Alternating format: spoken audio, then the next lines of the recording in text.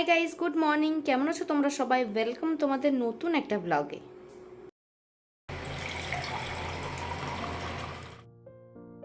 হালকা গরম জলে একটু পাতিলেবুর রস মিশিয়ে নিয়েছি। সকালবেলা খালি পেটে এটা খেলে আমি দেখেছি গ্যাস অম্বল অনেকটা কম হয়। কালকে সন্ধ্যাবেলা বাজার থেকে বাড়ি আসার পর আর ইচ্ছা করেনি এই জিনিসগুলোকে বের করতে, তাই এখন এই জিনিসগুলোকে বের করে জায়গা মতো রেখে দিচ্ছি। আর এই কালো প্যাকেটটা, এর মধ্যে রয়েছে একটু চাল। এই চালটা নাকি ভুটান থেকে এসেছে, দোকানদার তো সেরকমই বলল। ওই 250 গ্রাম মতো নিয়ে এসেছি। দোকানদার বলল নিয়ে গিয়ে টেস্ট করে দেখতে, যদি ভালো হয় তাহলে পরের বার থেকে আমরাও এই চালটাই নেব। আর এই এক গুড ডে বিস্কুটের প্যাকেট। বিস্কুটটা খেতে এতটা ভালো, কিন্তু বিস্কুটটা যতবার বাড়িতে নিয়ে আসি ওপরের লাইনটার বেশিরভাগ বিস্কুটগুলোই ভাঙা থাকে।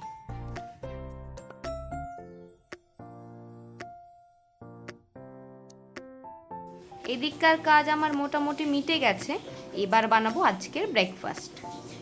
যা গরম পড়েছে, এইটুকু কাজ করতে গিয়েই আমি ভিজে স্নান করে গেলাম, একটুখানি হাওয়া খেয়ে নিই। ব্রেকফাস্টে আজকে আশিসের জন্য বানাচ্ছি ম্যাঙ্গো স্মুদি। আমি স্মুদি খাচ্ছি না, শুধু ওর জন্যই বানাচ্ছি। সকাল সকাল দুধ খেলে আমার একটু অ্যাসিডিটি হয়। দুধের সাথে আমি কিছুটা জল মিশিয়ে নিয়েছি, তারপর দিয়ে দিচ্ছি কিছুটা ওটস। ওটসটা একটু ভালো করে দুধের সাথে সোক করে যাক, তারপর বানিয়ে নেব স্মুদি। ততক্ষণে আমি এখানে আমের পাল্পটাকে বের করে নিচ্ছি। এই একটু বেশি পেকে যায় যে আমগুলো, সেগুলো স্মুদিতে দিলে স্মুদির টেস্ট আরও বেড়ে যায়। এক তো এই আমগুলো একটু বেশি মিষ্টি হয়, আর যেহেতু একটু বেশি নরম হয়ে যায়, তাই খুব তাড়াতাড়ি ওটসের সাথে মিক্স হয়ে যায়।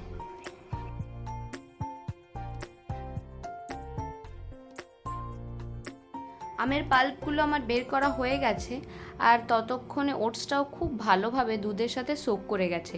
এবার আর কিছুই না, একসাথে মিক্স করে নিলেই রেডি হয়ে যাবে স্মুদি। এর মধ্যে একটুখানি ড্রাই ফ্রুটস দিলেও টেস্টটা আরও দ্বিগুণ বেড়ে যেত আর হেলদিও হতো, কিন্তু আমার কাছে এই মুহূর্তে ড্রাই ফ্রুটস নেই। আর মধুও দেওয়া যেত, আশিস আবার মধু খায় না, এর জন্য আর দিলাম না।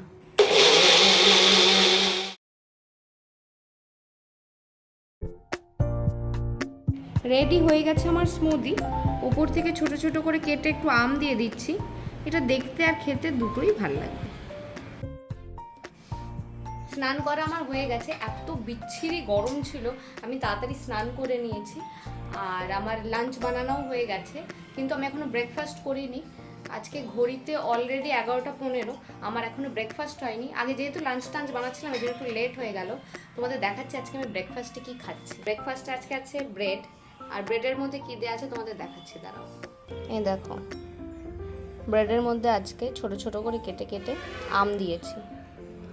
আমার বেশ ভালো লাগে। আমি এই আমের দিনে এই ব্রেকফাস্টটা তো করি, আমার খুব ভালো লাগে খেতে।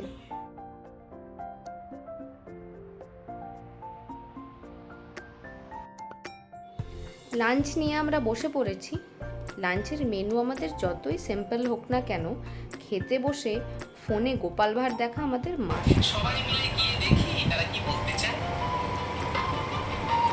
দুপুরবেলা খাওয়া দাওয়া করে ওঠার পর আমি আর আশিস একটু রেস্ট নিচ্ছিলাম। আজকে এখানে এতটাই গরম, মানে ঠিকঠাক করে একটু রেস্টও নিতে পারলাম না। ঘরে কুলার চলছে, তারপরেও ঘর ঠান্ডা হচ্ছে না। এই গরমে থাকতে না পেরে আমি গিয়ে একটু স্নান করে আসলাম। এখন একটু ভালো ফিল হচ্ছে। স্নান টান করে আসলাম। আশিস বেরিয়ে গেছে ডিউটিতে। আশিসের ডিউটি যেহেতু আমাদের রুম থেকে খুবই কাছে, এর জন্য লাঞ্চ করতে বাড়িতে আসে। আজকে আমরা একসাথে দুজনে লাঞ্চ করেছি।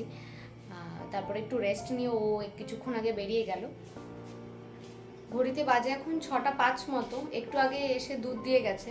আমি দুধটা একটু গ্যাসে বসিয়েছি ফোটানোর জন্য, বসে ভুলে আমি ঘরের কাজ করছিলাম। হঠাৎ করে দেখছি একটু দুধের গন্ধ বেরোচ্ছে। তাও আমার মাথায় আসছে না যে আমি দুধ বসিয়েছি। বেমালুম ভুলে গেছি, ঘরে এসে নিজের কাজ করছি। এখন দেখো, তোমাদের দেখাচ্ছি দুধটার কি দূর দুধ পড়েছে, শুধু দেখো। বাটি পুরো খালি, 1/2 লিটার মতো দুধ ছিল, বেশিটাই পড়ে গেছে। এই নিয়ে 2 দিন হলো। এর আগেও আমি একদিন, মানে সেদিনকে দুধ পড়ে যায়নি, গ্যাস লো করে দিয়েছিলাম, দিয়ে দুধ বসিয়েছিলাম। দুধ একদম মানে শুকিয়ে ক্ষীর হয়ে গেছিলো। মানে হাফ লিটার দুধের 1 গ্লাস দুধ ছিল, বাকিটা মানে গোটাটাই শুকিয়ে ক্ষীর হয়ে গেছে, আর আজকে দুধ পড়ে গেছে।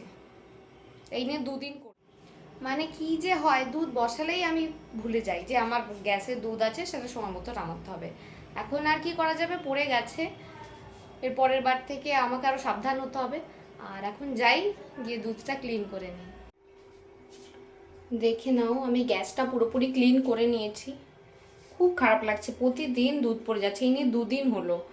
যাই হোক, কী করা যাবে, আমি ক্লিন করে নিয়েছি। গ্যাস ক্লিন করা আমার হয়ে গেছে। একটু গ্যাস ক্লিন করতে গেছিলাম, আমি পুরো ভিজে গেলাম ঘামে। এখন একটু ফ্রেশ হয়ে নেব, তারপর সন্ধ্যা দেব। সন্ধ্যা দেওয়া আমার হয়ে গেছে, আর একটু আগে আশিসও বাড়ি চলে এসেছে। আসার সময় আজকে একটু চপ এনেছিল, ছোটো ছোটো, এখানকার আলুর চপগুলো একদম এরকম ছোটো ছোটো হয়, আমাদের ওখানকার মতো নয়।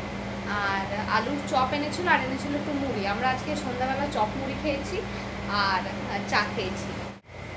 এখন আমরা সন্ধ্যাবেলা দুজনে বসে এখানে একটু আড্ডা দিচ্ছি, ও একটু রেস্ট নিচ্ছে।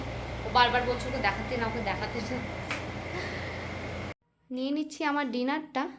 রাত অনেকটাই হলো, খাওয়া দাওয়া করে নিই। আজকের ভিডিওটা এই পর্যন্তই, দেখা হচ্ছে নেক্সট ব্লগে।